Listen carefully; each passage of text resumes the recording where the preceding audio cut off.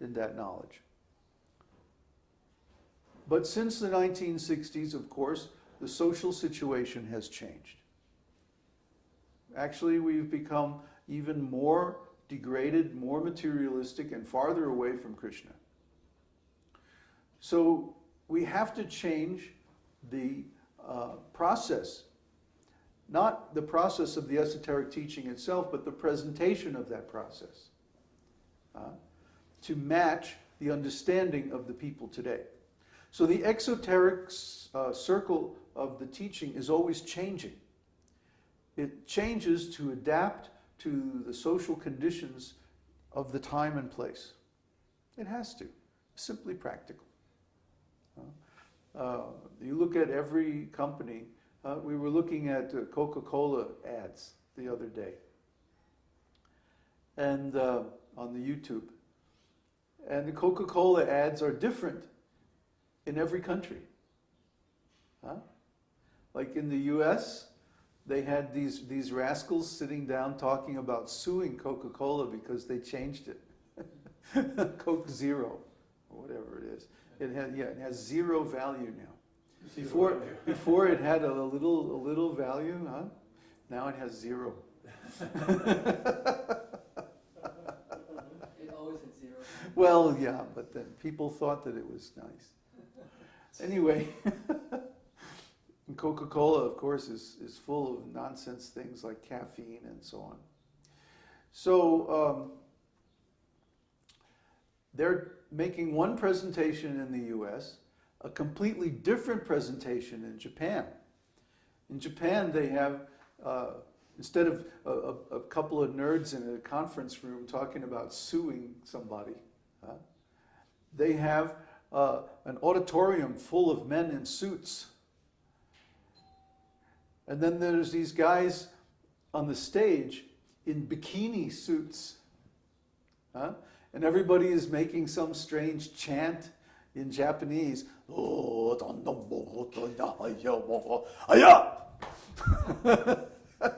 that's the end of the ad. I couldn't figure out. And then the Chinese one. Oh, the Chinese, yeah, the Chinese ad, they shoot everybody at the end.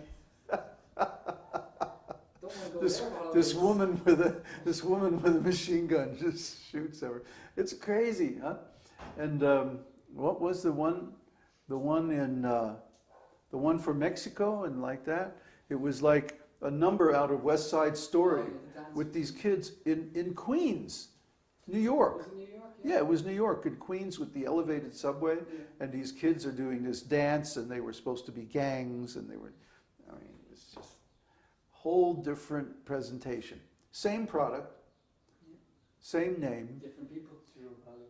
But different, yeah, zero value. But the point is the presentation was different for each culture.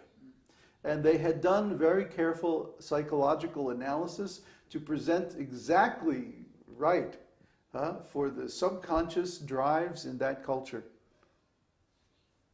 Very, very exact analysis. The one from Italy, remember? Yeah. The guy goes crazy on the bus, and then he like jumps on top, and he's shouting, and all these people are following, and then the bus stops, and he goes flying into the water, and then Italians. So anyway, I guess the neighbors are having a parade. Maybe they're going to line up all the dogs. Every neighbor has a dog. What's that? Yeah. The drum kit. Someone's practicing drums. They're practicing. Yeah, I guess we got them going, so now they're playing drums. Hey, it's great. If the neighbor can practice the drums, then we can have kīrtans. Huh? If everybody has dogs and they're all barking, then we can have kīrtans. Yeah, nobody can complain. Huh? So it's good. So the structure of the esoteric teaching, at least on the outside, has to match or fit with or merge with the social and cultural situation in which we are preaching. So it has to adapt. And if it doesn't adapt, if it doesn't change, it becomes irrelevant. Our God brothers haven't changed their presentation of the esoteric teaching in 30 or 40 years. And because of this, they have become irrelevant. Maya is always coming up with defenses against spiritual knowledge. So if you present spiritual knowledge in one way, then Maya will come up with a defense for that and stop it. So you have to be continually evolving your presentation. You can't remain static, you can't remain still, or Maya will evolve a perfect defense to stop your preaching. And we have to continually adapt, continually change our presentation. Not what we're saying, but how we say it. Right now we're in the middle of a whole analysis of the different generations and how their moods and attitudes are best reached with our preaching presentations. And so we're trying to understand how to reach the youth in the early to mid-20s, single, uncommitted young men, basically, because they form and they always will form the core of our Sangha. Why is that? Because these are the leaders of the future. And so we need to catch them before they become all entangled with family and career and so many possessions and all this stuff, and say, whoa, wait a minute, are you sure you want to go down that road? Do you really want to become like a servant of Maya?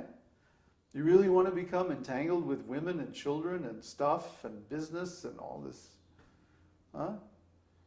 There's poison. There's heavy chains that weigh you down in this material world. No, while you're young, while you can change, while you can still learn, you have to change now. Don't become entangled. Avoid all those problems. Don't suffer. Don't become bitter. Don't lose your youthful idealism and self-confidence by making a commitment to a bad deal. Avoid all that pain and suffering and become involved in the esoteric teaching while you're still young. Learn the ways of the teaching and make that your life. And you'll have a far more wonderful and pleasant experience than if you get involved with all this materialistic stuff. So this is our main recruitment effort. Because these young men possibly can become teachers of the esoteric teaching. You see, we're not trying to make followers. We're trying to make teachers. If we have some followers on the exoteric side of the teaching, that's all right. But we're really not so interested in that. We're really interested in bringing people into the Mesoteric circle of the teaching. Now, what is the Mesoteric circle? It's the circle that's in between the outside and the inside of this esoteric teaching. This is the area where one engages in transforming himself from a materialistic consciousness to spiritual consciousness. And so this is how we actually advance in spiritual life.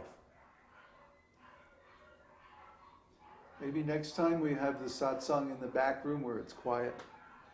The dogs are having a party. The dancing dogs. What's right. that? Oh boy. They're dying or something. Anyway, the Mesoteric circle is in between. And this is where someone who has been associating with the Exoteric circle, now they make a commitment. They make a decision. And they say, no, I'm not going to associate with Maya. I'm going to advance in the esoteric teaching with the goal of becoming a teacher myself. So the gate into the Mesoteric circle is called the gate of initiation, because it is at this point that the disciple takes initiation from the spiritual master. And he makes a promise. He makes a commitment. This is not just hanging out anymore. It's not just association. It's still association, but there's a commitment involved now. And the commitment is, I will not perform any more sinful activities.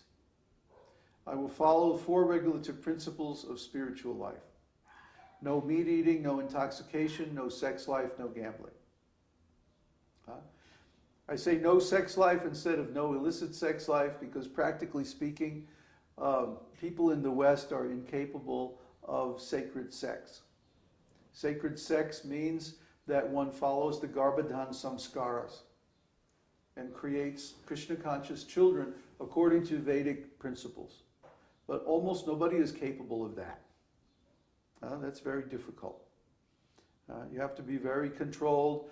And most importantly, the wife also has to be Krishna-conscious and pure. And this is very difficult to find a couple who can go into a spiritual life and both maintain the same standard. This is very rare, very